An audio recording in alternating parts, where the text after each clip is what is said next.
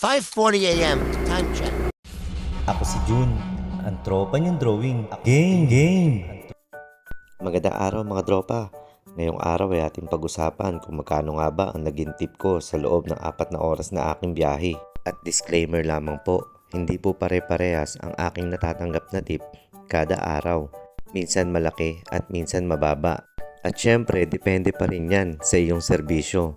Gaya nitong una kong tip at galante nga ang aking unang pasahero dahil binigyan niya ako ng 100 samantalang ang fare niya ay 60 pesos lamang. So nagka-tip ako na 40 pesos at itong pangalawang kong pasahero ay binigyan din ako ng tip. Di man ganun kalaki pero okay na rin. At ito 60 pesos lang pero ginawa niya 70 so meron akong tip na 10 pesos.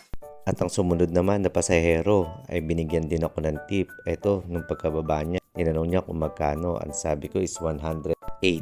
Kaya naman, binigyan niya ako ng 150. So, meron ako agad na tip na 32 pesos. Kaya naman, kada baba ng aking pasahero ay talagang todo pasalamat ako. At ito ang sumunod.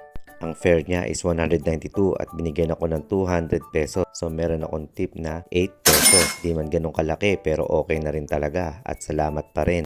Gandahan mo lang lagi ang serbisyo mo at sigurado magkakaroon ka ng tip na gaya ko. At ito naman ang sumunod na aking pasahero. Ang kanyang fare ay 85 pesos. So binigyan niya ako ng 100 kaya meron akong 15 pesos na tip.